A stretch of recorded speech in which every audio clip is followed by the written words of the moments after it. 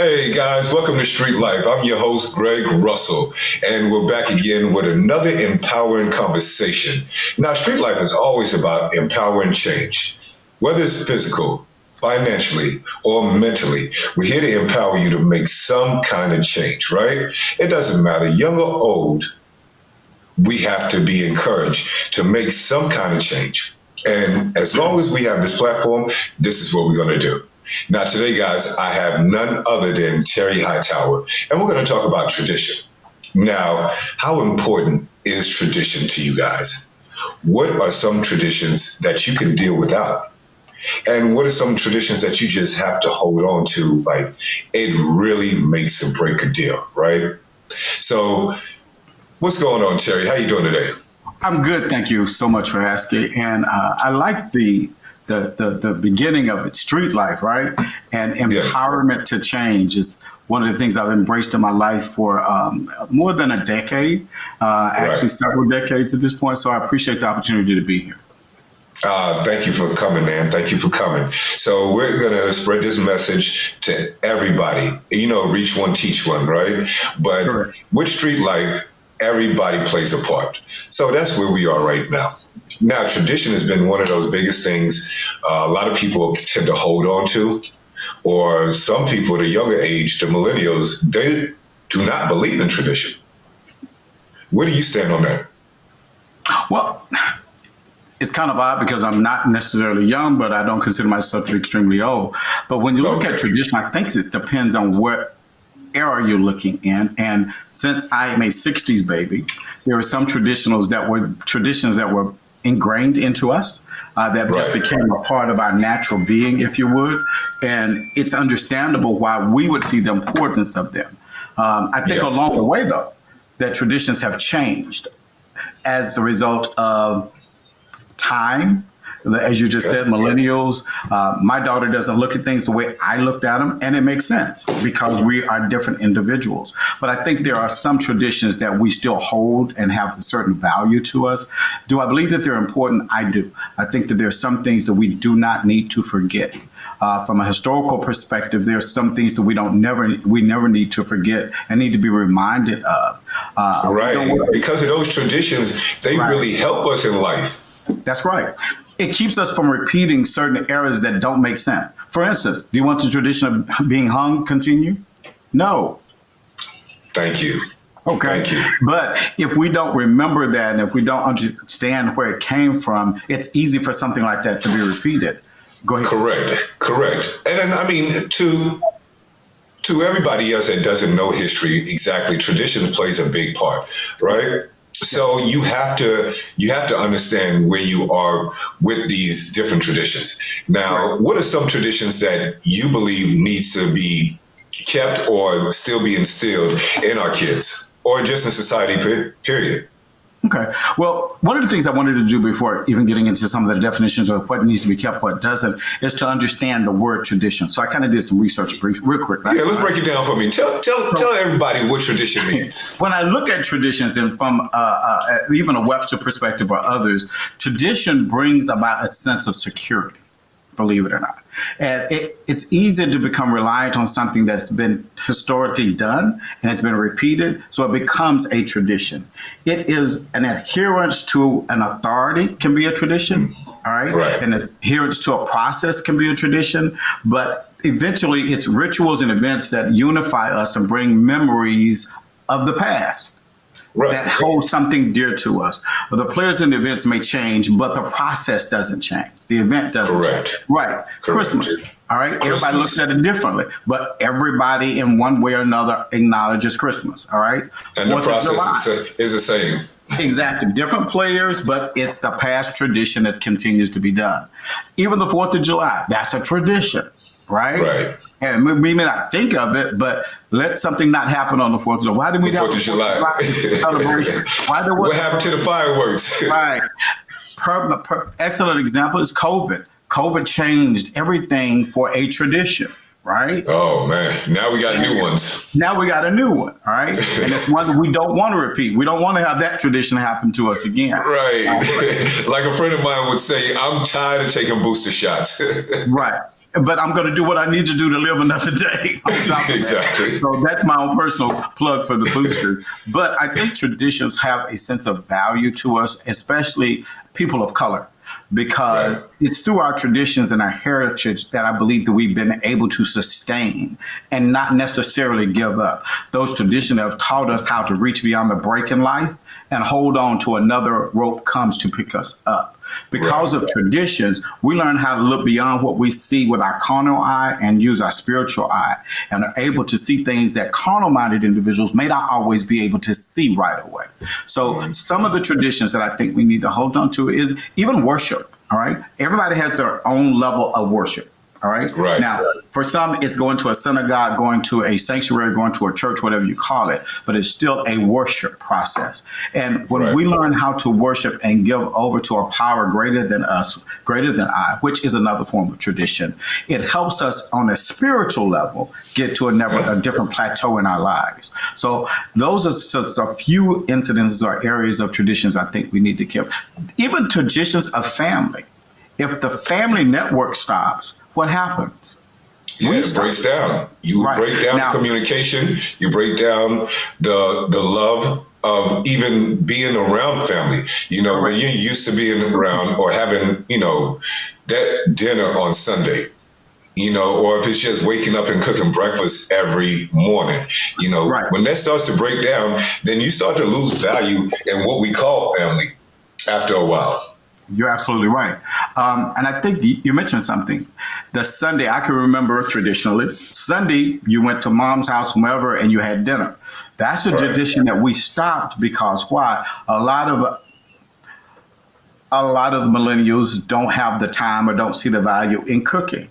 But it really is a valuable process. And that's also when you had time to sit and do what? Talk about family. Talk about everything and communicate. Exactly. And right now, everybody just go, go, go, go, go. And it's cool, but at some point we have to stop and listen to what we have to say and to learn some new stuff. I learn something new every day. I may not want to, but I do. Learning how to get along with people that I may not always agree with, but understanding they have a right to have their opinion just like I do. Just like this topic. When I was researching this, I went from traditions to traditionalisms to traditional. There's so many different variables. It's just real broad, right? Oh my God. So, and when you brought this to me, it opened up so many other different spectrums that 30 minutes wouldn't allow enough time to cover. But just on the word tradition alone, there's so many different ways to look at tradition. It's just enough to get everybody's attention, though, to see exactly what do they value or how much do they value what's going on in their life and how they really communicate with others in their life, right? With tradition, it brings people together. And another thing about tradition, our relationships. We no longer treat our significant other or the next person that we're dealing with those old traditional values. You know, we're no longer courting anymore. It's everything through text messages. And I say technology is good and bad at the same time. Correct. But a lot of traditions on how we even deal with our wives are now no longer there. And see, even with that, we say wives, but also our significant others now. Okay, because even that tradition has changed. What a family network looks like is not what it used to be 50 years ago. And if it was very closeted. But we have to be open and understand that everybody's definition of tradition and family is different. But it's still unique in its own right. And each one is deserved to have what they have. But you're absolutely right. Whether it's your significant other, your wife, whoever you choose it to be, that process has changed. It becomes so mechanical now. So we've lost some of the traditionalistic process, and that's another traditionalism, the traditionalistic process of even dating. You now date online before you actually go physically out and date.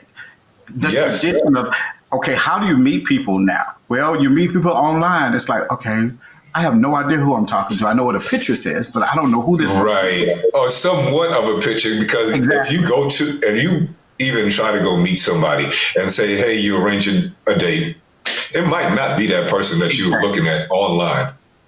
So but our conversation is different now because you're behind a screen. You can really effectively write down what you want to write or speak how you want to speak to somebody. until you get in front of their face, then you don't have anything to say. Right. So, and I think a lot of it just has to do with not knowing how to effectively keep these traditions in order, right? Like, go out, talk to each other, ask somebody out on a date, have a good conversation. Those are things that we've fallen short, and I believe those are one of the traditions that are important. I agree with you. And I think it's not necessarily falling short. What we've done is allowed ourselves to be swayed and not have choices. It's about choices. I believe in all the technology we have. But I also think there's some things about meeting somebody face to face to sit down over coffee, drinks, or whatever, and actually getting to know you. It's okay that I started a conversation with you on the phone, but at some point, because think about it, back in the day, we met somebody that we thought was cool. So here's my number, give me a call. We didn't right away go out. We had that connection over the phone first. Then we made that date. Then we took it from there to there. Now it's strictly phone before you can do anything. That's just one part of traditionalism. But from the family network, I think that the traditionalisms have changed tremendously. And some of what we need to be reminded is so important to sit down. The traditionalism are talking about where we came from, not necessarily as African Americans, but as my family. I've been now, it's so hard to say this, I'm now the patriarch of my family, okay? So I've got all of the younger kids calling me saying, well, we need to know this, that, and the other. I never thought about being that person. But now, traditionalistically, I am the patriarch. Okay. So, and then I have an aunt like that as well. And then, we want to know, right? That's the main thing. They want to know. Right. But had we kept certain traditions in our family, correct, they would have these answers, like them Sunday dinners or breakfast. They would have those answers because now everybody's in the same spot or it's in the same house who you can talk to about it. But you know what? We left one off. That was a real cool tradition, but it's become so expensive we don't do it anymore. Family reunion. Oh yes. But you know what? With good planning, I believe it's still able to, able to really happen. See, I have to disagree. We used to have family reunions. It was not really a plan. It's just people make phone calls, and before you know it, it's 200 people at your house with food. And we've made it so complicated now. Okay. Well, because, like I said, everybody's go, right? So now you have to put everything pen to paper in order for somebody to be obligated or to be responsible, saying, all right, they can commit to coming and they're going to be there. Now it's like, I got something else going on, or not this time. And I agree, I hear you, but again, I think it goes back to some of the things that we've broken. We broke that value. Okay, so now we got to work much harder to reinstate it or bind it back together. Whereas we had kept it simple, then it would have been almost like an attrition. We're used to doing this. So it's going to automatically fall in place. But when we start saying, I'm just too busy, grandma, you start to break that. You start to break it. Yeah, you start to break these walls down. Yeah. Exactly. And it goes back to the traditional family because we don't sit and talk to each other anymore. Most times our parents think about traditional days after school. Kids come home, parents are generally not even there. They're on their way home from work. By the time they get there, eat, go to sleep, get ready to go to school. That's the process. That's it. We don't have that network where we sit and talk anymore. So those are traditionalisms I think that we need to look at again. Some traditions that we need to look at and reestablish. I do believe in having family dinner. Everybody needs to sit at the table and communicate. Hey, let's talk about your day. Whether it's bad or good. Let's, how was your day? What did you learn? What's going on with you? Right. I agree. And because you also get to find out things you didn't know. When you don't have that opportunity, and I go back to holidays because I think holidays are some things that we've broken some traditions on. Thanksgiving, Christmas, even New Year's, but especially Thanksgiving and Christmas, that's when families got together. And you got to see Uncle Jimbo from way back whenever or whatever. And it's a lot of exchange of information. You get to meet people that you haven't connected with in a year or 6 months, 9 months, whatever the case may be. But at this point, even Thanksgiving has taken a different look. People don't sit at the table anymore. Everybody's No, and a lot of families, everybody's doing their own thing now because they don't want to no longer travel to your house. They just want to sit and make a little small meal and call it a day. Yeah. And, as we're saying this, I'm guilty of that because I'm like, okay. See, so now, we got some work to do on our own, right? So we're going to empower each other to really pick up the slack where we fell short and then try to bring it back together, right? And then not so much falling short, but understand the importance of whatever you hold value as a tradition in your life. And for everybody else, understand everybody doesn't share the same tradition. Everybody has their own tradition, but whatever is important to you. Yeah. So you can connect and bring that bridge back together. Yeah. You hit on something a few minutes ago. Whatever is important to you, and I think that's the key. We get so lost in what's happening everywhere else that we lose us. And you named this empowerment to change. I think some of us have lost that we are empowered individuals.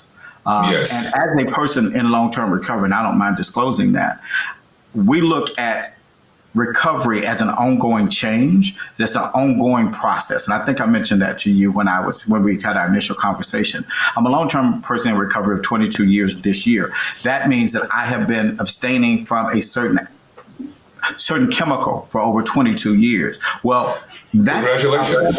Thank you very much. I appreciate that. That is a form of a tradition because I didn't have to do that. But because of what I've seen in the past, it's a necessary process. It's an empowerment to change, to help me be a more positive individu. So to become a better person in your life and for the people around you. And then I'm in the same boat with you.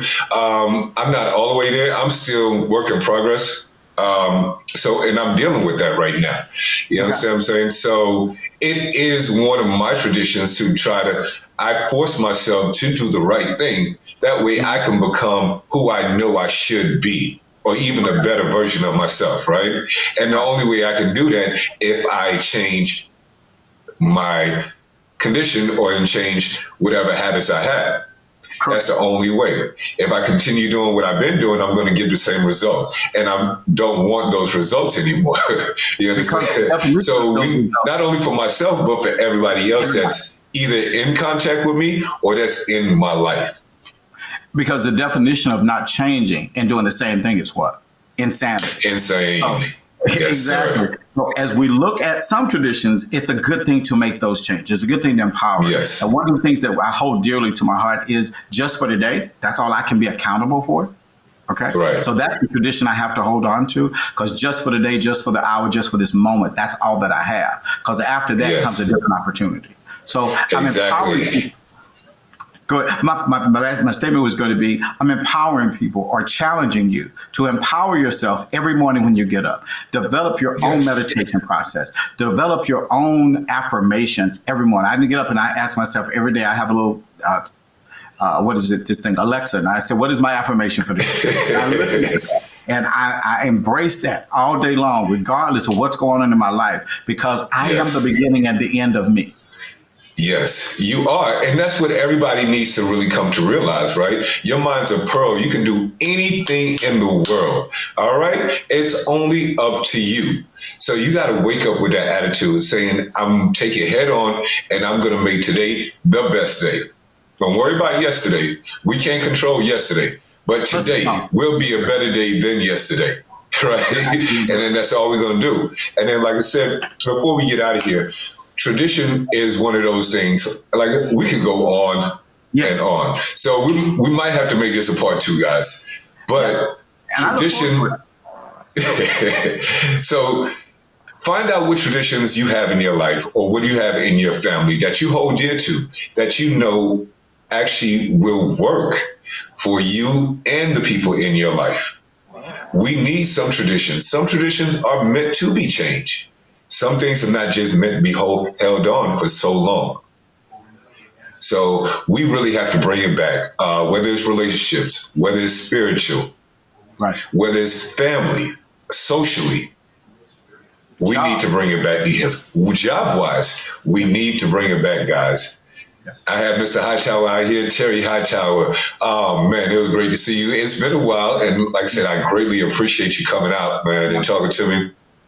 I believe the guests really needed to hear this. My internet family and everybody else, they really needed this one. Thank you so much. Look forward to it. Yeah, man. To the next time, we're going to get on out of here, guys. Remember, keep on striving, keep on pushing. To the next time, I'll see you later. All right. Have a good one, y'all. All right.